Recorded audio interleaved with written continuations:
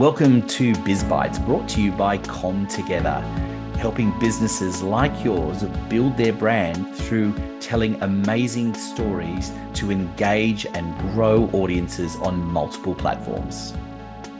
Well, hello everyone, and welcome to another episode of Biz Bites. And I've got a guest with me today. We met in a networking group very briefly, and I thought, well, he's going to make a great guest on the program. So Kingsley, welcome. And as I do with all my guests, I'd love you to introduce yourself. Yeah, thanks, Anthony. Pleasure to be here with you. Basically, I've got a company called Tomorrow's Not Today, which is a coaching company working with business professionals, entrepreneurs and their teams. And basically, the company came about because I realized I started initially because I went through divorce and I had 3 kids who needed some strength and some direction and stability. And, you know, when that happens, you don't have that. So you have to step up to the plate somehow or other. So I put myself through a whole bunch of learning, training, developing challenges, all sorts of things, learned as much as I could, did as much as I possibly could. One of the things that I started doing actually was every day I would go and run 6 or 8 Ks near the beach, and then I'd go for an ocean swim. Not knowing at the time that that was one of the best things I could possibly ever have done. And that at the time when the mind's going through various phases, I'm sure kept me out of going into serious depression and things like that. And so that really helped. And then from there, just kept learning and developing and created this program that now I'm able to help other people through various parts of life and become a better part of themselves as well. Yeah, it's such an interesting look, and I just want to start even with the name of it. I love that. Tomorrow's Not Today. Where did that come from? Going through this whole process, I realized that when we're going through life, especially if we're down, we view that as who we are. And then we view the rest of the world like that. If I'm in a bad spot right now, it's never going to get better. Everything's going to be tight. Everything's going to be hard. Work's always going to be hard. Relationships are always going to be hard. There's never going to be enough money. And we view things from that perspective. But everything in life is a cycle. Whether you talk about seasons, whether you talk about interest rates, whether you talk about the way the world keeps cycling around and round, the tides come in and out. Everything in life is a cycle, no matter what's happening now, whether it's good or bad. Tomorrow is not today. Things are going to get better. It's that simple. And if things are great right now, understand the fact that life's going to happen to us and it's going to hit us somehow. So what we can do now is make sure we are a bigger, better, stronger person to be able to handle that and project our life in the direction we want to go. Yeah, I love that. I mean, there are so many great exercises, and I've heard, that you can do to try and, I guess, picture what that tomorrow is like, right? We do get stuck so much in what is immediately in front of us, and we see the mountain of work and the emails and the bits and pieces that we've got to do in a day-to-day basis, and then looking at that and saying, well, if today was 10 years away, what do we want that day to look like? What do we want to be like? And I think that's such a powerful exercise to do and to get you in that mindset. Yeah, 100%. And it's really funny because one of the interesting things scientifically, everything we do has a scientific background to it. But when people start to feel miserable or depressed, or they're not happy with something that's going on, quite often they're not actually moving or striving for something. They don't have that vision in their mind. So they're not actually striving towards something. So dopamine is known as the happy hormone, so to speak. Yet a large part of it is actually related to us pushing and striving for something, not allowing something to happen to us. And the healthy part of it is pushing and striving for it. And what happens, this is a great thing, especially for getting up on a Monday morning if you don't want to go to work. Going out and doing some exercise and pushing your body and striving towards something, you get a mix of dopamine and you get cortisol, which is a stress hormone, and you put them together. And what it gives you is a bit of happiness and a bit of motivation. But we often don't feel like doing that, especially when it's cold, like it has been this morning, and it's dark when it's time to get up and do it. But you go out, and every one of us knows once we do that, we actually feel happier. that's exactly what's going on with our mind. So I always tell people, if you want to be happy on Monday morning and excited about the day, go and do that. It's a great way to start the day. So for those people that are listening to the program, we're actually recording this on a Monday. And this particular Monday differed from my normal ones in that I had to jump in the car and drive from one of our, and regular followers of mine will know that I'm sort of shifting between a couple of locations, and one's in Sydney and one's on the Central Coast. One of the great things we have been doing, my wife and I, is pushing each other so that normally on a Monday morning when I'm not driving, in fact, the mornings that we're here, is pushing ourselves to get up. We're both late night people rather than early morning people, but getting up early, going to the beach with the dogs for an hour and letting them run around and us going for a walk while that's happening.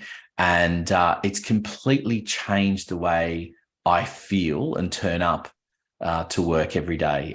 It's one of the reasons why we're making the move, because that just makes such a big difference to the way you show up, rather than, the other days where I'm back in Sydney and that doesn't happen for lots of reasons, drag myself out of bed and almost straight into the office. It's not as much fun. Yeah, 100%. And it's when I first started doing it, like I mentioned at the beginning, I had no idea that was actually good for me. I just wanted to do it to try and get over stuff and get through stuff. But then you realize, and you're obviously experiencing it now as well, that the difference that it makes. There's lots of little things like that people can do, and some are even littler things that can completely change your outlook and the way you feel and your motivation. Absolutely. Well, so I want to delve a little bit deeper. So take me back, Kingsley, because this is a path that you've been in, and you sort of, said that part of this came off the back of a divorce. But let's go back to the early days. Where did you start your career, and how did you get to where you are now? Okay, it's quite varied. I've had lots of numerous roles, mostly in the area of sales or business ownership, entrepreneurship, that type of thing. I was actually over in America with a church organization for quite some time, doing creative arts work, had a band and traveled and sung, and did a lot of youth work over there as well in that area. Did a lot of helping of homeless people or people in, very low areas and that type of work as well. And then moved back to Australia, been in real estate for a while, was on radio as a breakfast host, and did some more sales and that sort of thing there. So it's been quite a varied career around the place. Always loved helping people and doing that sort of thing. And I think then getting out of, after going through divorce, I had a business I just started that just wasn't happening. So I went back and started working in real estate again, and did that quite well till I started a business. I love that that helping people, that line that sort of goes through in everything you've clearly done. I want to pick you out on one thing though. Bands, music. Tell us a little bit more about that. And I'm sort of trying to picture the younger Kingsley with long hair and rocking it out. Is that what it was, or what? Tell me a little bit more about the music side of things. Pretty much. So we would go to youth camps, travel around America, and just play and sing at youth camps and do that sort of thing. Did a bit of work with them in that way as well. I brought a band over, plus some other people doing drama and that sort of thing. And we did a bit of a tour of Australia as well. Went to a lot of schools, a lot of youth groups, a lot of places like that. As part of the band, definitely longer hair, and a few other things along that line as well. Do you still sing and perform occasionally? A little bit, not very much. It's not something I've done much for a while. I do miss it, I must say. I do it a little bit though, but nowhere near as much as what it was back then. That's for sure. So tell the truth. How do the kids react when you do? Now they're good. They're good. It's really funny actually, because for the first time since my youngest son, he's 16, and for the first time he'd seen me sing probably since he could actually remember anything on stage, and he's like, "Oh, you can actually sing," because he'd heard about it, and he's like, "No way you can." So it was actually good to get that response from your 16-year-old son, that's for sure. I've got completely the opposite, because both my daughters can really sing, and that's what they do. And if they hear me sing, no, Dad, please just stop. So the constant threat of getting on stage to do a duet with them is not something that's met with anything that's resembles something that they want to do. That's for sure. But I know we also share probably a bit of a passion for radio because my background, like yours, I spent some time in radio. So tell me a little bit about that and what you were doing there. Yeah, so at a radio station called Juice 107.3, which is on the Gold Coast. It's a community radio station, very much along the same lines and values and that sort of thing. And basically, so I did work with some other people and then did the breakfast show for probably 3 years on there at Juice as well. Yeah, I love radio. It's always been a passion of mine and something that, I think that it's interesting, really. I mean, we've got some similarities in our backgrounds and things in the kind of helping and support in different ways, although the music is slightly different. Tell me as well about dealing with homeless people and things in that kind of area, because that's a really confronting space to be in many respects, particularly in the US where you were doing that. It's a big issue there, and perhaps not that it's not a big issue in Australia, because it is, but it's perhaps a little bit more public facing there than it is here. Yeah, I think it's one of those things that people don't understand too much, and it's getting more, I guess, airtime in some respects as far as that goes. But people quite often look at homeless people and put them down as they're not worthy to be with the rest of us. But it's just not the case. And the fact is, there's a lot of people that, unfortunately, life can happen to any of us.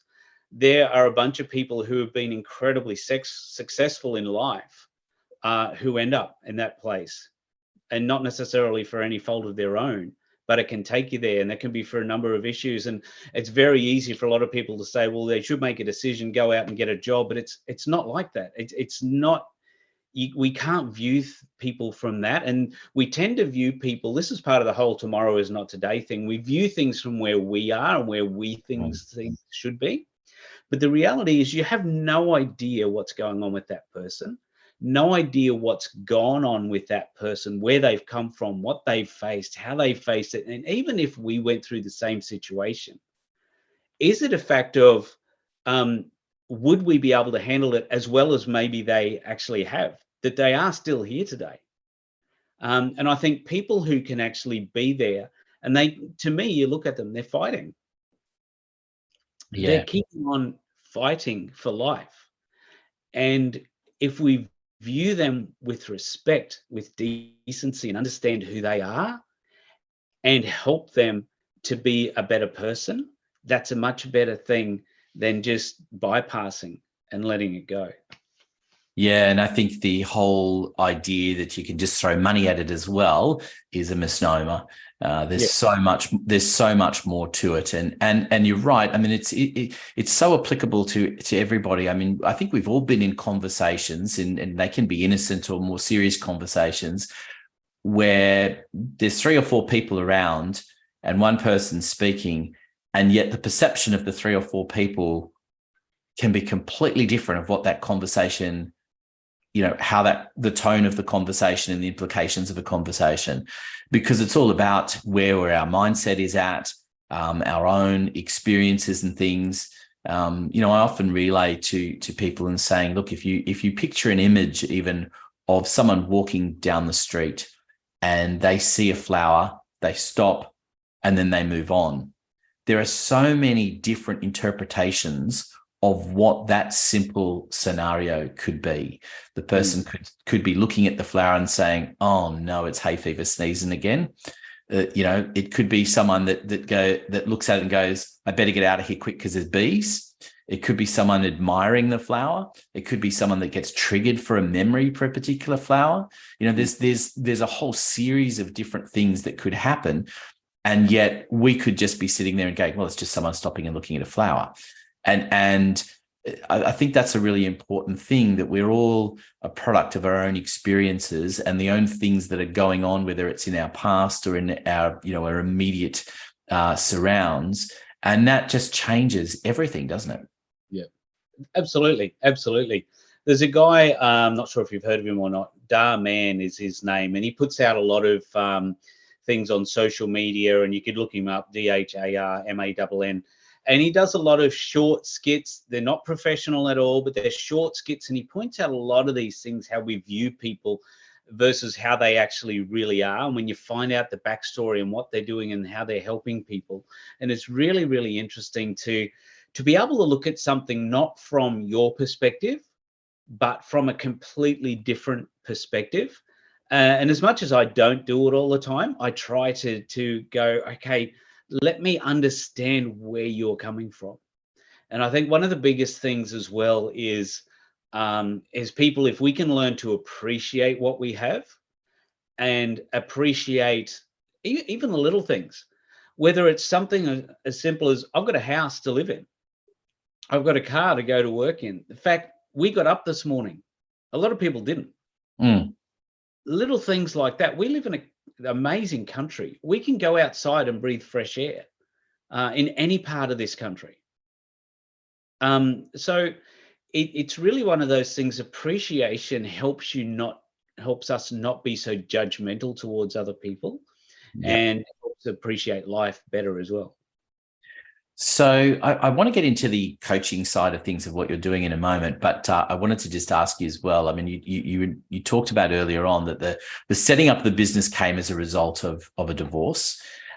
Talk to me about what you were doing immediately before and that kind of realization then that this was something new that you could create and needed to create.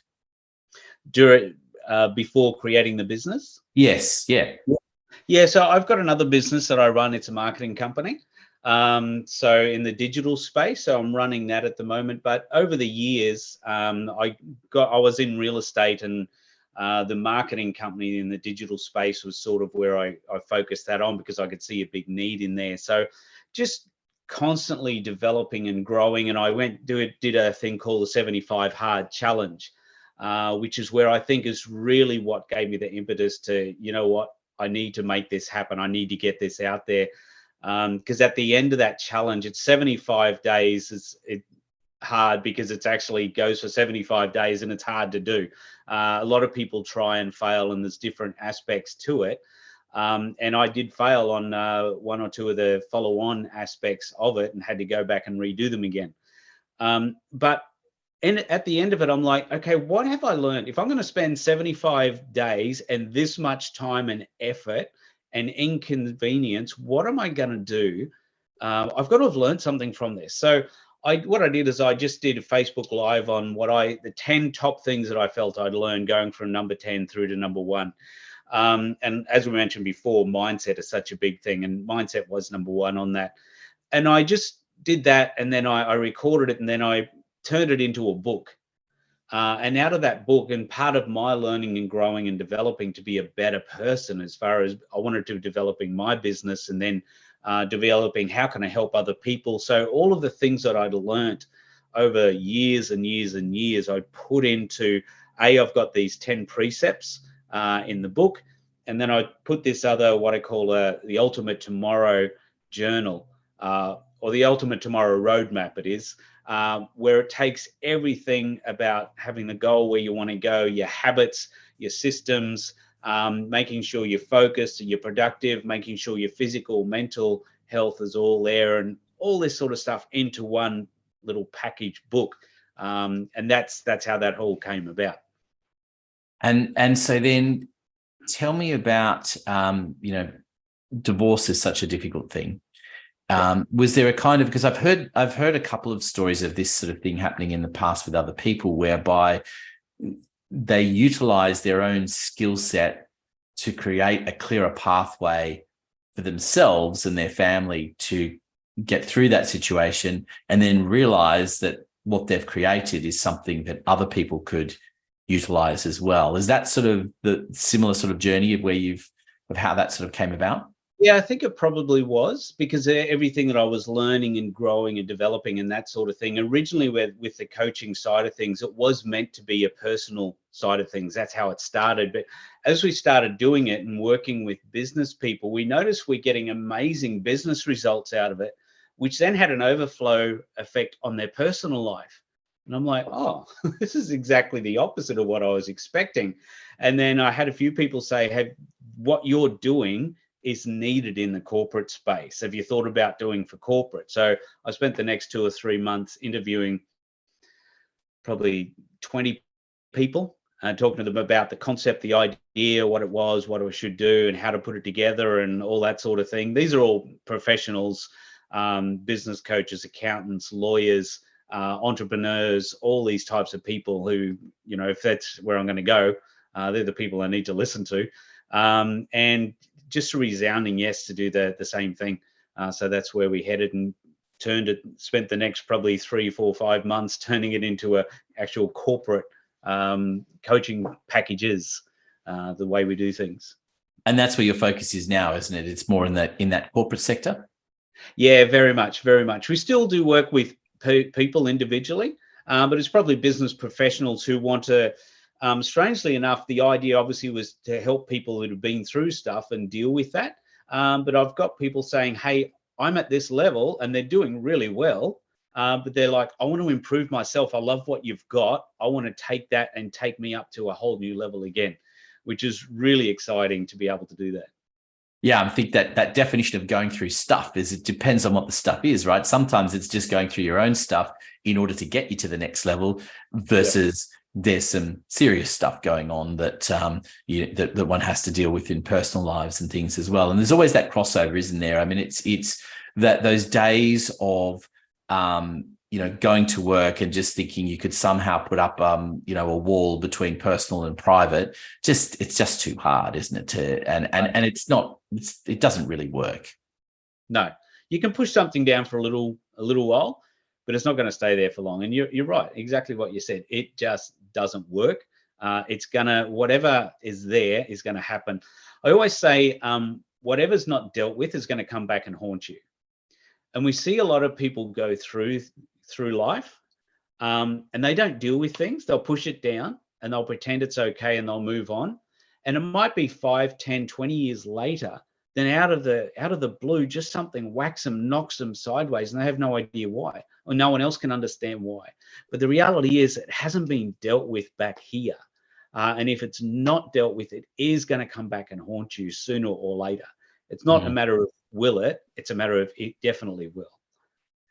I know we've almost out of time, but I wanted to ask you a question that I think is one that I like to try and fire at most of my guests, because I find this is really interesting in how people respond. When you've got clients, is there a realization where they suddenly go, oh, this is actually the reason why I've used your services, and why and by the same token, that realization is something that you wish a whole lot of other people would realize right now, so that you're going to get a whole lot more clients. So what's that kind of aha moment that you think clients have that you wish more people knew about? Yeah, no, 100%. That happens every time, without a doubt. I know it probably sounds a bit braggadocious to say that, but it's true.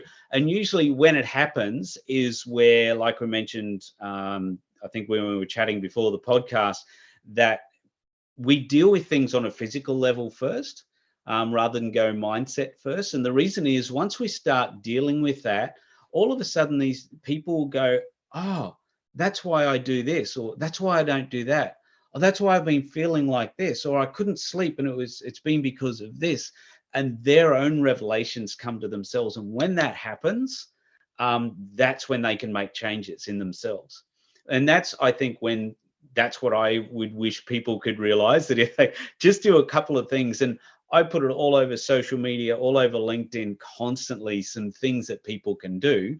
But if they just do a few of these things, and as soon as people do it, the longest I think it's ever taken anybody is about 2 weeks until they get into this point of, bang, I know why I'm doing this now. I've got to make this happen. Fantastic. I love that it's that they get some realization fairly early on in the piece. And thank you for being a great guest on the program. We've run out of time, but I want to encourage people to make contact with you, and we're certainly going to include in our show notes all the details for Kingsley and how to find his website and connect with him on LinkedIn and follow him as well as any other ways and means. There'll be some stuff in that show notes, so everyone pay attention to that, and you can see that on my website in particular is where all of that information will be.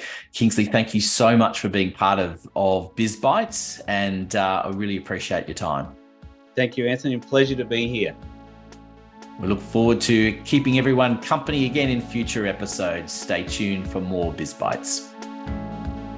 BizBytes is brought to you by ComTogether for all your marketing needs so you can build your brand, engage audiences on multiple platforms. Go to comtogether.com.au, follow the links to book an appointment for a free consultation.